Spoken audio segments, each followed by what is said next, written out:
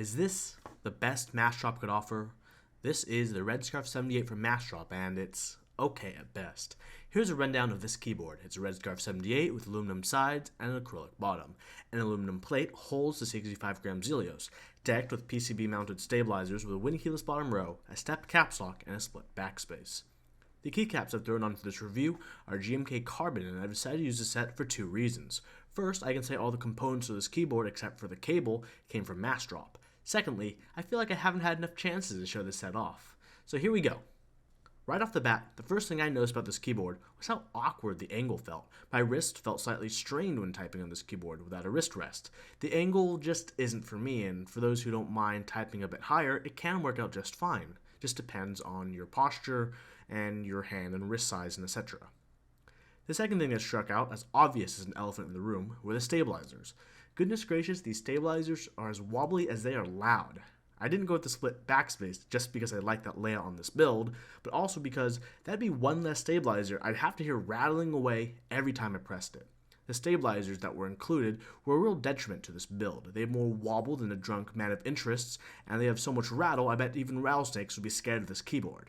With all that rattle and wobble, the sound is just plain annoying. It's like dating that hot girl with a really annoying laugh. It really starts to grind your gears after a while.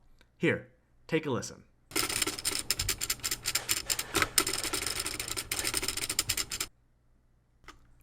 The plate is aluminum as well as the sides of the case.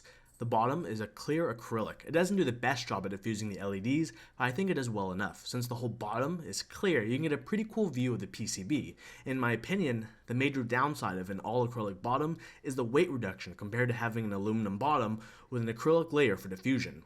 The reduced weight actually makes this keyboard seem way lighter than you'd expect when you first pick it up. I mean, it's still heavier than the HHKB, but then again, what isn't? So what separates this keyboard from other traditional layouts is the function keys on the left side. To me, it's kind of similar to those older gaming macro keyboards back in the day or some current Corsair keyboards. So like my VEA, I have a major issue with these keys, which is I have no clue what to do with them. I mean, normally I'd say, oh, I guess I could use them for audio controls, except I wouldn't. I mean, I could set these keys as some of the other keys I'm missing, like insert and delete, but I still have more keys than I know what to do with. And this isn't a bad thing about the keyboard. It's just something I can't find a decent use for. User error, I guess you'd say. A positive of this keyboard, I really like how the plate mount works to this case through the side areas. Despite not having standoffs in the middle of the keyboard, it still feels really solid to type in the middle portions. That's a major plus in how they implemented that. For example, if you looked at the underside of the KBD75 in my last review, you'd see they use a good amount of standoffs to make sure the typing experience was firm throughout. Despite only securing the plate on the sides, it works well, and what I like about this implementation is it works really well to allow the keyboard to have a high profile case. None of that low profile peasantry like on my RedScarf78. The anodization is nice, even, and works out just fine. Aesthetically, the keyboard looks decent, aside from the not matching feet, but that's not really a big deal for me though. I guess one thing that may draw people to the RedScarf keyboards is you can change and undergo RGB LEDs with a nifty little remote included with the kit. It's simple and gets the job done. When you initially plug in the keyboard, it starts off, unlike most RGB keyboards that light up as soon as you plug it in. It doesn't light up until you turn it on with a little remote, and with the little remote you can change the colors and settings. For me, programming this keyboard wasn't so bad since I got to experience working on the RedScarf78. Be warned though, there are a decent amount of people who've had trouble programming this keyboard. The programming implementation to change your layout is odd compared to most keyboards. If you see the website, there's an add-on which you should be able to change your layout straight from that website. Otherwise, you'll need to put your keyboard in the programming mode, which oddly enough, makes your computer detect your keyboard as a printer? What? Afterwards, when you obtain the keymap file from the programming website, you open it in Notepad and print it to your keyboard. To be honest, it seems totally weird, but it works. Some people have had trouble getting their keyboard to a different layout though. So when I talk about typing experience, it comes down to feel and sound, with each of those having different importance to different individuals. For some reason, with the acrylic bottom, the keyboard sounds and feels kind of hollow, while the typing experience itself, it's not all bad. The Zealios are quite nice, although the height of the keyboard mixed with the angle leaves some to be desired for me. The angle combined with the height of this keyboard puts strain on my wrists after prolonged typing. but others, that might be perfect for them. When I'm using this keyboard, I just gotta have the wrist rest to raise my wrist up to use this comfortably. While the sounds and wrist positioning are personally a bit lacking on this keyboard, the Zealios do a great job at pulling it all together to make the experience feel nicer than it sounds.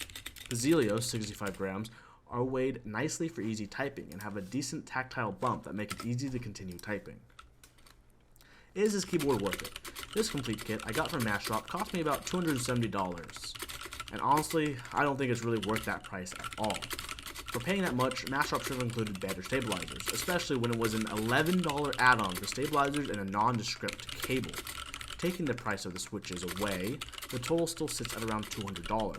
That makes this keyboard feel a lot more feasible on whether or not it's worth it. At that price point, you've got to think, how important are those 10 function keys on the side to you? Personally, for me, it's not worth it. And although, to be honest, I'd feel a lot better about this keyboard if they improved the stabilizers.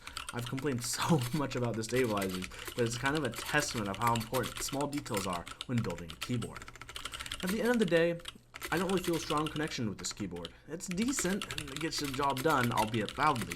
And as a whole, it's okay at best. I mean, I'd rather have spent the money making a totally baller 60%.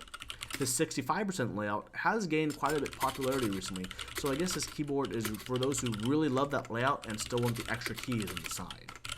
In the end, it's about weighing what this keyboard got right and what it got wrong. I don't like the angle or the height of this keyboard. I do like the plate mounting implementation. I hate the stabilizers. I love the Zealios. I don't like the deceivingly light weight. I do like GMK Carbon.